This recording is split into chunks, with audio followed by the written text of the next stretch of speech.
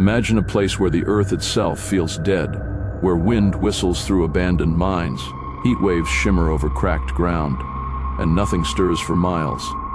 This is Death Valley National Park, one of the most desolate places in the U.S., a land where even the bravest traveler can feel utterly alone. In 1996, this barren wilderness swallowed a family from Germany, a disappearance that would haunt the Mojave for decades. The family, 4 people: Egbert Rimkus, 34, an architect; his son Georg, 11, his girlfriend Cornelia Meyer, 27, and her 4-year-old son Max. They arrived in America in early July, ready for a vacation through the Southwest. Excited, they drove from Los Angeles to Las Vegas, unaware that the next leg of their journey, deep into Death Valley, would test them like no other place on Earth. On July 22nd, they drove toward the heart of Death Valley. Their route passed old mining towns and ghostly remnants of abandoned settlements. By the afternoon, the paved roads ended, replaced by dirt tracks that twisted between dry canyons and scrubland. The sun beat down mercilessly, and the desert stretched endlessly in every direction, empty, silent, and unwelcoming. They stopped at Furnace Creek to buy maps and water. Egbert signed a guestbook at a small visitor center, leaving a trace in a world otherwise abandoned.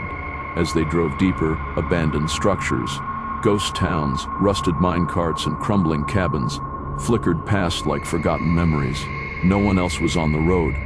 No sounds but the wind and the tires crunching over gravel. By evening, they reached a long-forgotten mining camp, partially collapsed, half buried in sand. Egbert wrote in another guestbook, "Connie, Egbert, Georg, Max, we are going through the pass." This would become the last confirmed record of their presence. The camp, once alive with miners, now sat empty, a skeleton of wood and metal swaying silently in the wind. They turned onto a rough track leading to Anvil Spring Canyon. The road narrowed. Rocks tore at the van's tires and the heat intensified. Here, few humans had ever traveled. The vast emptiness stretched endlessly. No sign of life, no roads, no rescue nearby. The desert seemed to swallow their presence with every mile. Weeks later, when the family didn't return, authorities began piecing together their route. Rangers found the rental van abandoned on a side road, 3 flat tires. Inside, belongings were untouched: sleeping bags, toys, maps. It seemed as though the family had simply vanished into the desert, leaving behind only traces of human life in a place that holds no mercy. A massive search was launched. Helicopters scoured canyons, rangers combed sand washes, and volunteers traced abandoned roads. But Death Valley is immense: 3 million acres of wilderness, salt flats, mountains, and desert canyons. The searchers found footprints leading nowhere, an overturned can, and scattered personal items, but no bodies, no clues to their fate. As days turned into weeks, hope faded. The desert had swallowed the family whole. Rusted mining equipment, abandoned cabins, and the ghost towns they passed remained as eerie witnesses. Some items were found months later, but the children, Georg and Max, were never recovered. Death Valley had claimed them in silence. The desert keeps its secrets well. Rhyolite Ghost Town and other abandoned mining sites dot the surrounding area, relics of boom and bust towns. They sit empty, silent, yet strangely alive with stories of hardship, survival, and sometimes inexplicable disappearances. The Rimkus family had walked into a landscape where humans are optional, but danger is absolute. For years the mystery remained unsolved. The world forgot the van in the sand. Locals whispered about the German family who vanished in the desert, but few believed anyone could truly disappear without leaving a trace. Death Valley is a place where footprints vanish overnight, swallowed by wind, sand, and emptiness. In 2009, 2 former search and rescue hikers returned to the area, determined to find answers. They slogged through scrub, sand, and abandoned roads, where even the strongest GPS signals faltered.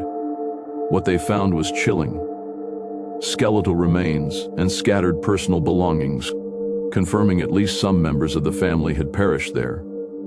The van, still abandoned, had become a silent witness to the family's fate. 3 flat tires, bent rims, and sand filling the interior told the story of struggle. The desert swallowed it slowly, like a grave, leaving it as a relic of human error and nature's unforgiving power. Georg and Max, the 2 children, were never recovered. Their tiny footprints were likely erased by wind and sand long before searchers arrived. Some theorize they wandered off during heat or panic.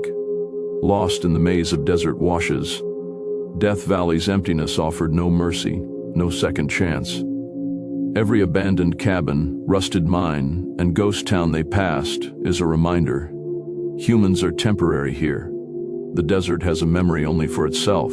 Ghost towns like Rhyolite whisper through broken windows and hollow doors, silent witnesses to lives abandoned and lost. Imagine walking alone where the Rimkus family walked. The silence is overwhelming, broken only by wind through collapsed timbers or distant rock slides. It's a silence that hides danger, disorients travelers, and can make a person feel as though they have been erased from the world. Imagine walking alone where the Rimkus family walked. The silence is overwhelming, broken only by wind through collapsed timbers or distant rock slides. It's a silence that hides danger, disorients travelers, and can make a person feel as though they have been erased from the world. Death Valley is not cruel by choice. It simply is. Heat can dehydrate in hours. Salt flats reflect the sun so intensely it blinds, and paths vanish in minutes under blowing sand. To get lost here is to disappear quietly, leaving only traces and abandoned tracks, footprints, or the occasional scattered belonging. What happened to the Rimkus family? Did they become lost? Did dehydration force them to leave the van? Or did the abandoned canyon paths and desert washes hide a more sinister fate? No one knows.